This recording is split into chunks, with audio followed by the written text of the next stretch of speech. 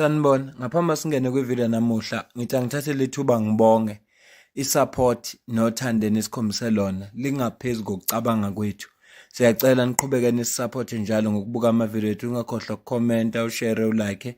Siyafisa ukuzwa umbono wakho. Sicela ke singene kwivideo namuhla. The firearm reportedly disappeared during the shooting at the tavern in Masoyi has been recovered and two suspects aged 21 and 28 were arrested by the police today, 25 December 2025 in Masoyi. One is facing a charge of defeating the ends of justice. The other suspect is facing a charge of illegal possession of a firearm with ammunition.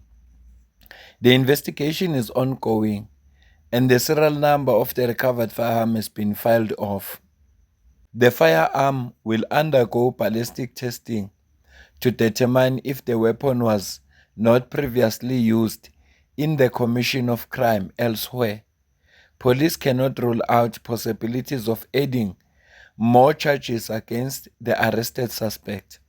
Njengoba kuphithizela kangaka ezweni, abantu benemindeni yabo nezihlobo zabo bebungaza usuku olukhulu lukaKhisimusi. Igebengu azimile nazo ekwenzeni igebengu. Namaphoyisa nawo awamile ekwenzeni umsebenzi wabo. Njengoba kuboshwa labantu, ukuboshwa nje kwalabantu kuyindaba ezinhle ngoba kusho ukuthi kunomphakathi osuzophumula. Asazi lesibhamu ukuthi imaphi amanye amacala ebesiwenza. Mhlambe lesibhamu besisetshenziswa ekubambeni abantu inkunzi. Mhlambe lesibhamu sinabantu esineyidumbu eziphumile ngenxa yaso. Ngakho ke siyakuncoma kakhulu okwenziwe ngamaphoyisa futhi sifisa ngathi kungaqhubeka kuboshwe ezinye igebengu ngoba ziyakhombisa ukuthi zona ayifuni ukuphila nabantu la emphakathini.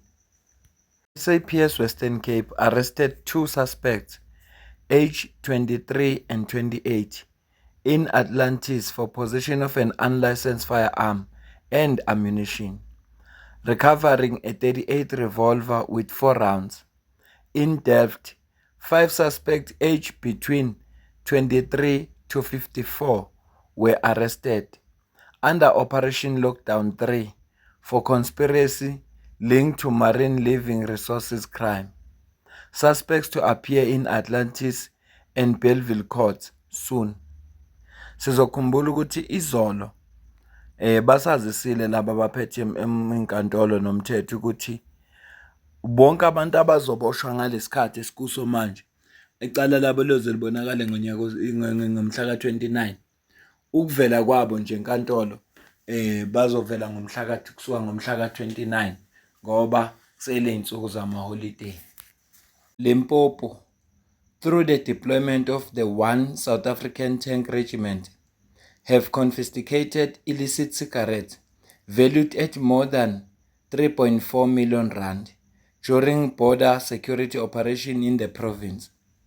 The seizure was made by South African National Defence Force, SANDF members, deployed under Operation Corona while conducting a vehicle control point.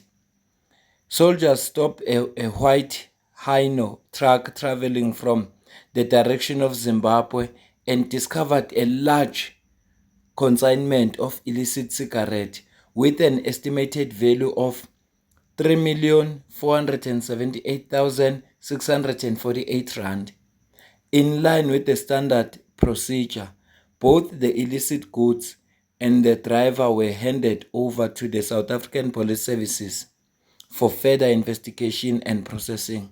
Colonel Dikhabane Harold Tladi praised the soldiers for their vigilance and professionalism, commending them for a job well done in the ongoing fight against cross-border crimes. Sizile nje la ukuthi kube khona amasosha. Ngale kwalokho lezi zinto bezizongena la kule South Africa yethu ekhululekileyo. Kodwa ngenxa ukuthi amasosha abantu abangajwayelekile, akulula ukuthi la madoda angakhuluma indaba yokudiza, yingakho kunje.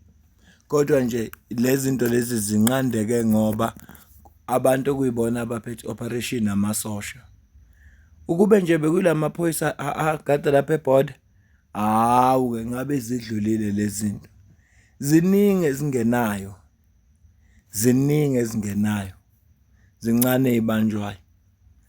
Sithatha udaba mhlampe ekungelokugcina sizoyivala ividiyo kodwa nje iyangijabulisa lento ngoba abantu laba abangafuni ukuhlala emphakathini babonakala ukuthi ngesikhathi umphakathi ubungaza, ngesikhathi umphakathi uthi iChristmas namhlanje asispende isikhathi nomndeni, bona babona ukuthi yithuba elihle lokwenza ubugebengu.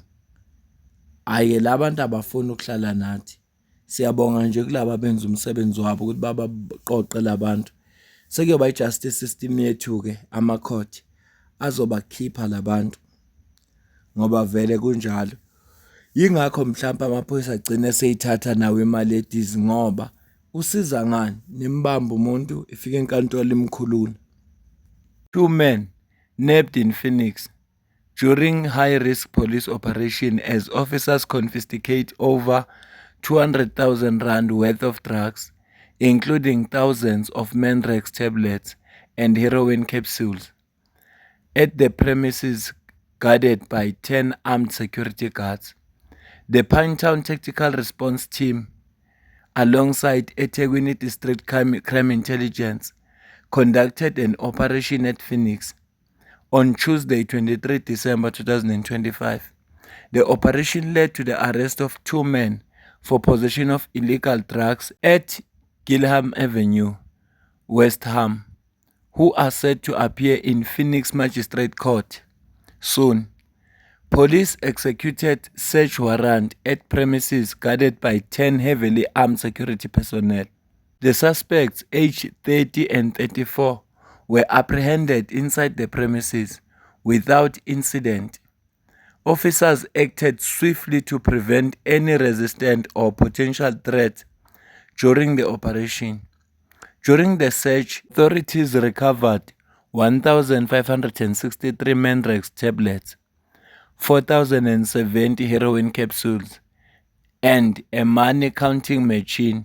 The estimated street value of the seized drugs is 200,250 rand, representing a significant blow to local drug distribution in the area. Both suspects were arrested and charged with possession of substances suspected to be heroin and Menrex. They were taken to Phoenix SAPS for further processing, with the investigation ongoing as police continue to clamp down on drugs-related activity in the district. Laba babanjwe manje ngiyacabanga ukuthi bangama-distributor wama-drugs. Yabona manje amaphoyisa sekusele into eyodwa manje ukuthi abophe lamaphoyisa asebenzisana nazo lezi gebengu. Lamaphoyisa aya njalo laphaya ukuyokoleka imali yokweshumi. Uma ngase kuboshwe lawo maphoyisa bese kutholakala ama-lab la akhiqizwa khona lama drugs, bayobe benzela iSouth Africa ifavor enkulu. Bayobe basize izwe lase-South Africa. Ayikho into yoba nkulu njengaleyo ukuthi amaphoyisa uma engazimisela nje alwe nalesihlava. Kodwa ngoba siyazi ukuthi sisebenzisana namaphoyisa, ingakho ngithi into enkulu eyokwenzeka neyokwenza ukuthi impi elwa nama-drugs ikwazi ukunqobeka ngoba amaphoyisa alwa impi engenasicoco. Alwa impi yokulwa namhlanje nama-drugs, bababopha abantu, kusasa labo bantu bakhululwe. Aphinde aqhubeke ama-drugs. Futhi uma ngithi kusasa ngisho indaba endala, kuthatha umuntu manje othengisa ama-drugs aboshwe. Ntambama kuzobe sekukhona omunye ozobenza same business ethengisa wona ama-drugs. Yingakho-ke kufanele isigwebo somuntu othengisa ama-drugs senze ukuthi ongakangena angafuni ukungena. Okwesibili, uma ngase kuboshwe lamaphoyisa abasebenzisana nawo ngoba yiwona lawa akhanda yonke le nkinga. Nawe uyazi ngakini nje umuntu othengisa ama-drugs uvikelekile, uvikelwa amaphoyisa ngoba sewabona ekoleka okweshumi njalo uvikelwa amaphoyisa. Ngeke nize nimlokothe. Angiyibambe le video. Angifuni ukufaka iy'ndaba ey'ningi. idlala ividiyo uze ugcine ukhohlwa ukuthi bekuqalwe ngani. Kodwa nje abantu abaningi namhlanje baboshiwe esikhundleni sokuthi babungaze ukhisimusi ney'ngane zabo, bona benza ubugebengu. Ngicela ukuze ukuphawula kwakho-ke la ku-comment section ngizwe ukuthi wena ubona kanjani kulonke nje lolu daba esilixoxayo. Ungasisaphotha ngokuba yimemba yale channel, iqala ku-R40 ngenyanga kuya phezulu. Ungasisaphotha ukusidonethela noma ngamalini, ikhona i-account kwi-comment ephiniwe. Mina nawe asidibane kwividiyo elandelayo. Ngiyabonga kakhulu.